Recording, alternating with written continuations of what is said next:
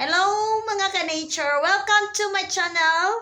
Of course, today we are going to make a home remedy for cough and cold kasi uso na naman ngayon ang ubo at sipon, especially ngayon coronavirus. So we are going to make a remedy for it.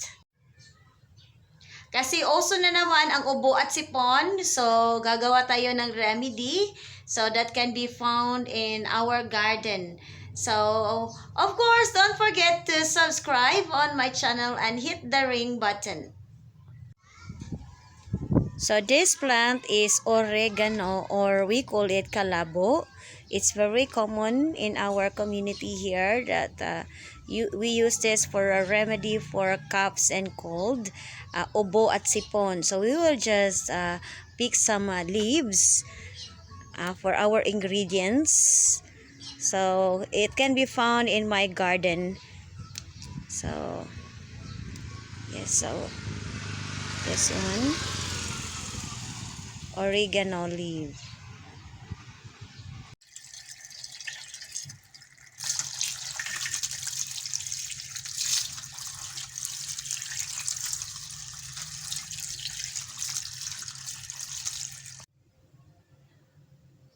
Only 2 ingredients for doing this home remedy. So first is the oregano and the second one is the lemon.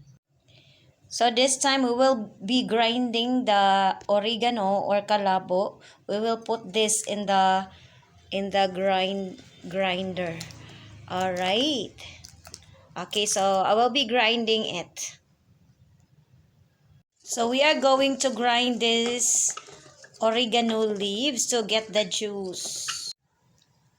So this is the finished product, so we will just squeeze it to get the juice.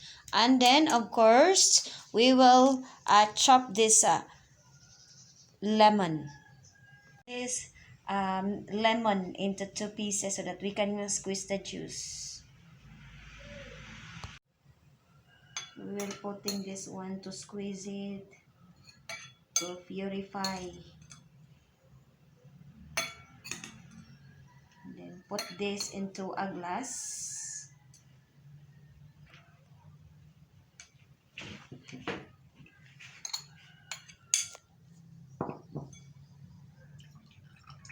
And get the juice.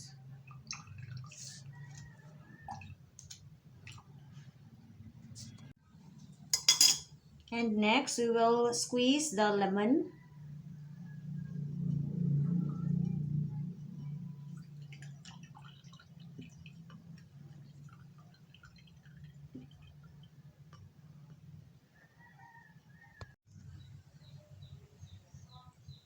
We are done with this project. So this one, oregano with lemon.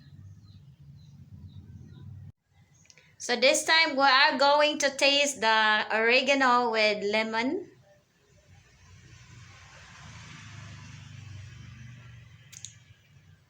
A little bit sour because of the lemon, but the taste is good.